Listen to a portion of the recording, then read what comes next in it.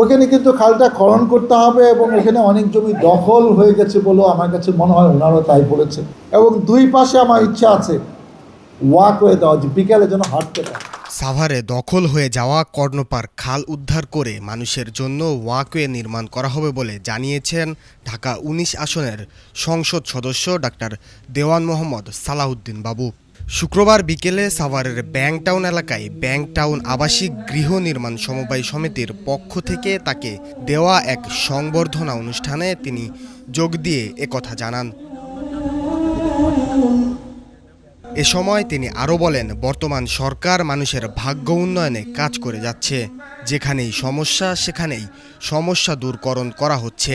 ব্যাংকটাউনবাসী যেন শান্তিতে থাকতে পারে এজন্য তিনি সন্ত্রাস মাদকমুক্ত করার ঘোষণা দেন।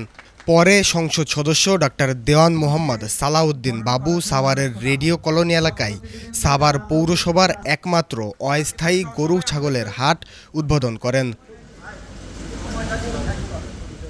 এ সময় ঢাকা জেলা বিএনপির সাবেক যুগ্ম সাধারণ সম্পাদক লায়ন মোহাম্মদ খুরশেদ আলম, সাভার পৌর বিএনপির সাধারণ সম্পাদক বদিউজ্জামান বদি, ঢাকা জেলা বিএনপির সাবেক যুগ্ম সাধারণ সম্পাদক শরীফুল আলম উপস্থিত ছিলেন। সম্পূর্ণ 2 তলা করতে হবে, এটা আমরা যতটুকু পারি আস্তে আস্তে করে দেব। একটা ইম্পর্টেন্ট ব্যাপার কি, এই যে ময়লা ফেলানোর জন্য আপনাদের ডাম্পিং একটা স্টেশন দরকার। কারণ এরকম একটা জায়গা যদি ময়লা ফেলার জায়গা না থাকে, এবং আমি কর্তৃপক্ষের সাথে আলাপ করে যেটা বুঝলাম যে কোথাও ফেললে আপনার 2-3 দিন পরে সেখান থেকে সরিয়ে ফেলতে পারবেন। আপনারা জায়গা ঠিক করেন, এটা যেটুকু সংস্কার টস্কার করা দরকার আমরা এটা করে দেবো সরকারিভাবে বেসরকারিভাবে, যাতে এই সমস্যাটা আর না থাকে।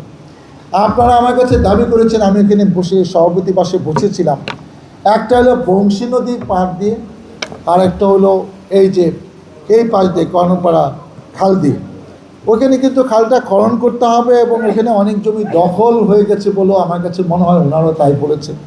তো সেটা আমাদের উদ্ধার করে সুন্দর করে, যেটা রেসিডেন্সিয়াল এলাকা যেরকম থাকা দরকার, এবং দুই পাশে আমার ইচ্ছা আছে ওয়াকওয়ে দেওয়া, যে বিকেলে যেন হাঁটতে পারে। হয় কি, আমাদের বয়স হয়েছে, আমার বয়স 60 বছরের বেশি, 65 বছর। তো এখন তো আপনি অনেকে ডায়াবেটিস, এটা হাঁটাচলা করতে পারবে, এবং সম্ভব হলে আমার লাইটের ব্যবস্থা করে দেবো, সন্ধ্যা পরে হাঁটতেও যেন। আমাদের কমিটির সকলকে মঞ্চে আসার জন্য অনুরোধ করছি, কমিটির সকলকে।